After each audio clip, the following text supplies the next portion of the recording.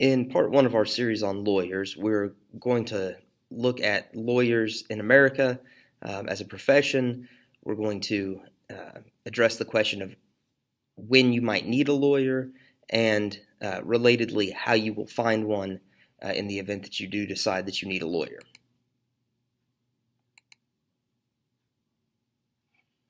All right, let's look at kind of a breakdown of lawyers in America. There are a little more than 1.3 million lawyers in the United States. About 10% of those work for the government. They might be prosecutors. They might work with regulatory agencies like the Environmental Protection Agency. But again, about 10%, 1 in 10 lawyers work for the United States government. Another 1 in 10 work for businesses as corporate attorneys, maybe compliance attorneys to make sure that, for example, their business might be complying with EPA, Environmental Protection Agency regulations. They might work for labor groups, labor lawyers, perhaps making sure that unions are being treated fairly, that workers are being treated fairly. Labor lawyers play a very important role in American society and economy.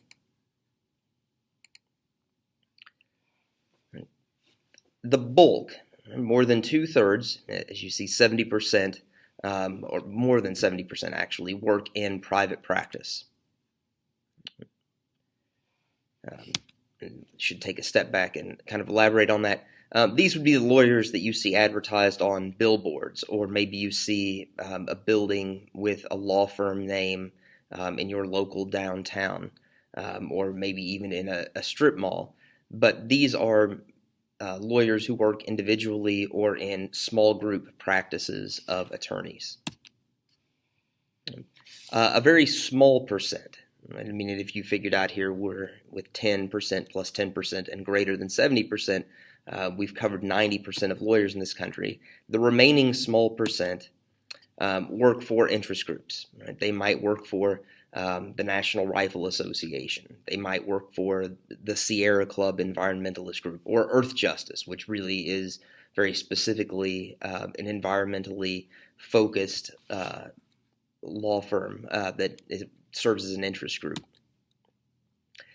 Some might work for legal aid. These are what are known as pro bono or free law services for people with low incomes. Some also work, of course, as law professors. Somebody's got to train that next generation of lawyers. Right.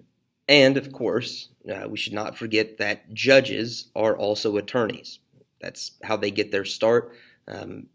Lots of attorneys will serve 4 years in, say, private practice or one of these other capacities and then be appointed or elected as a judge.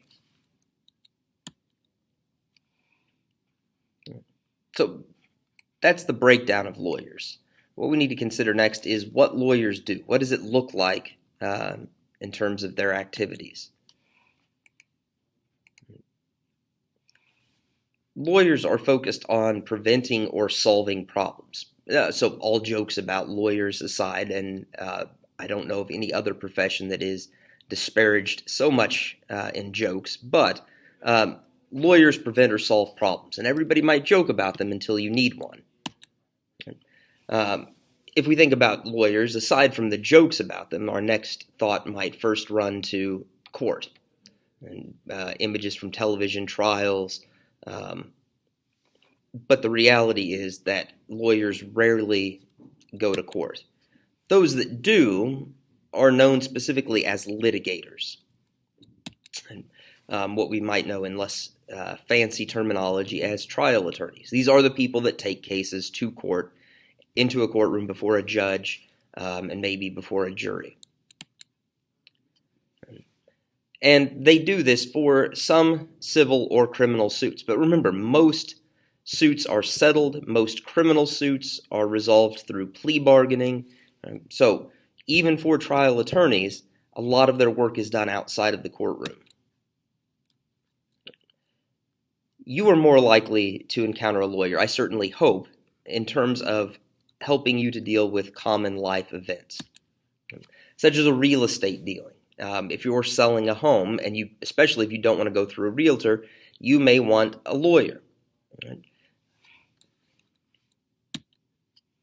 For important contracts, you may also want a lawyer. Maybe you need a contract written up between you and some other party.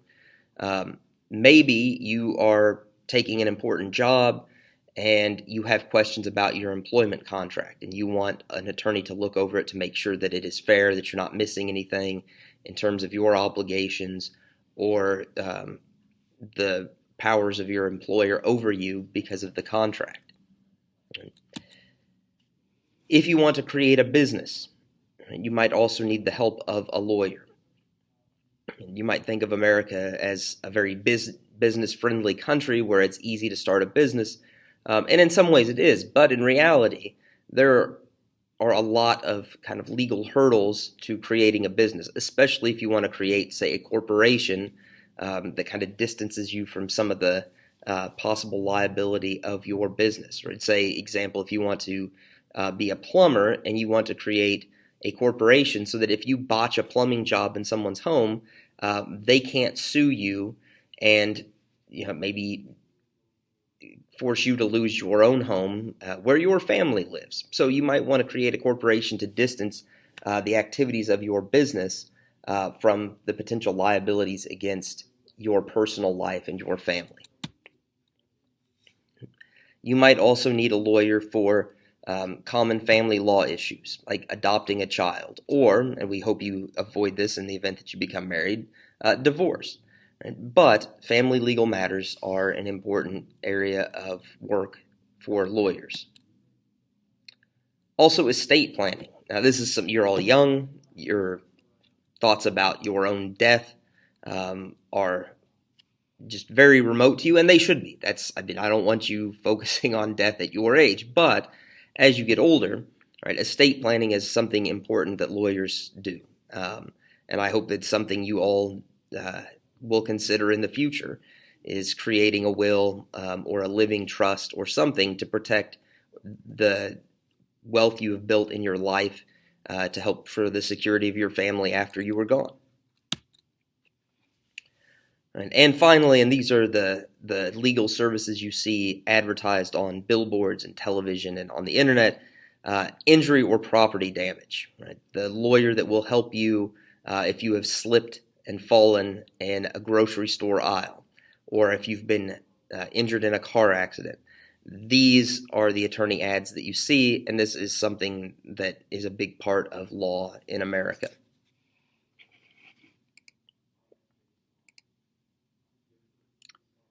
All right, so we've looked at the breakdown of lawyers. We kind of know what they do. How do you know when you actually need a lawyer? Sometimes it's going to be very clear that you need an attorney. If you've got a legal problem, if maybe you've been sued, or if you've been accused of a crime, you're going to need a lawyer. Also, if you've got some legal question, maybe about a dispute with a neighbor over, say, a property line, or some other legal question, you're going to need an attorney to help you sort that out. If you need to have something done in regard to legal documents, perhaps you need to have a contract created. And maybe you've started that business and you want to hire some employees and you need an employee contract. A lawyer can help you write that up. And again, with our case from the previous slide, if you are interested in taking on a job from a company after you've gotten out of school and there's an employee contract, you may want your lawyer to look over that and make sure that there's nothing in there that's bad for you, to make sure that the contract protects your rights as an employee. Sometimes, though, your need for a lawyer is not going to be clear at all. Right? And in those cases where you're not sure if you need a lawyer, there are some resources available to you. In every state has a bar association. Bar associations are organizations that are responsible for licensing lawyers in your state. They're the ones who make sure that lawyers know what they're doing, that they're qualified for their job. And in a lot of states, you can ask bar associations for advice. Now, in the state of Missouri, They don't do that, but they do have websites with some educational resources about different legal issues, and that kind of serves the same function of helping you determine when you might need a lawyer. And that falls into that category of free resources that are available to you. You can also contact legal charities. If you are low income, which a lot of you will be right out of high school, it's not something to be ashamed about. When you're just starting your career, you're often at the low end of the totem pole, and you're not getting a lot of money. And in those cases, legal aid resources are meant for people like you. As you get older, you may no longer qualify for those services, and you can think of that as a good thing. It means you make too much money. But those charities can help you when you're young or for other reasons you find yourself with a low income. And the example of that here in the upper right-hand corner is Legal Aid of Western Missouri. They have an office on Felix Street. It's part of the Felix Street Square in downtown St. Joseph, and they help people. And if you need those resources, they're there for you. Right. So maybe you've determined that you need a lawyer. How do you actually find one to do the work that you require? And on the one hand, it seems easy, right? Ads are everywhere. And you've seen them. A lot of them are like pretty bad, like this one, or this one that is meant to get your attention in ways that have very little to do with actual legal expertise.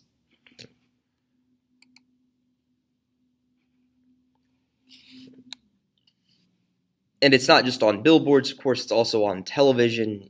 You will see advertisements for specific law firms. You will see them maybe encouraging you to seek out their services if maybe you've got a family with an illness due to a certain medical device or exposure to some kind of hazard. And if you go searching for a lawyer online, you will find advertisements. Right? So it seems like lawyers are everywhere, and really it seems like they're trying to find you, and the more difficult thing might be hiding from them. But should you really rely on ads? This one might get your attention, and I'm sure the lawyer that put it together thought it was quite clever, but does being my bald lawyer really mean they're qualified to help you with your problem? Who knows? This ad, right, for 8888 Lady 121, the law offices of Lady Justice. Right? Does that tell you that they are really qualified to help you with what you need? There are alternatives to advertisement, and you should certainly use alternatives to advertisements. One, if you know someone you trust that had a similar legal need, you might ask them what lawyer they used and whether that was a successful experience. That's a good way. Just the same as with buying a car, right? If you know somebody who you trust that has the car you're interested in, you would ask them if they're happy with their decision. Same thing with a lawyer. You can also use bar association referral services. And in this case, the state of Missouri does have these services. In some places, they might be free. In the state of Missouri, it's, I believe, $50. If you are a veteran, there's a discount, and they will set you up for an initial consultation with a lawyer to whom they've referred you. You can also, again, consult legal charities. Right? If you are qualified, again, because of low income, you can contact a legal aid outfit, and they are all over. And there's one of Western Missouri, but really anywhere you would go, if any town of any size, you will find some contact for legal aid. An alternative is to contact a law firm that deals with public interest issues. So these might be, for example, the American Civil Liberties Union, or ACLU.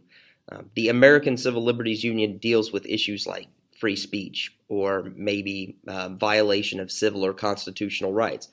So if you find yourself in one of those situations, right, so maybe that you've suffered what you think is an unreasonable search by law enforcement, you might contact the ACLU for help on that. Or if you feel that maybe your voting rights have been violated, you might go to the ACLU for advice. If, say, on the other hand, maybe you've felt like your property rights have been violated as a homeowner or a business owner, you can contact the Institute for Justice. Those are the issues they focus on, and they might help you with your case, and they might do so for free. So we can see there are numerous alternatives to relying on advertising, and I would encourage you, in the event that you ever do need a lawyer, to use those alternatives. Do not rely simply on advertising. You would not rely simply on advertising, I hope, when buying a car. You would look at Consumer Reports reviews of the reliability of that. You would look at insurance and government sources on crash safety data for that car before you bought it and put yourself and your family in that automobile. So I would hope you would take the same kind of effort to carefully selecting an attorney. All right, and that concludes part 1 in our series on lawyers. Keep your eyes out for the second installment, and until then, have a good day, and I'll see you in class.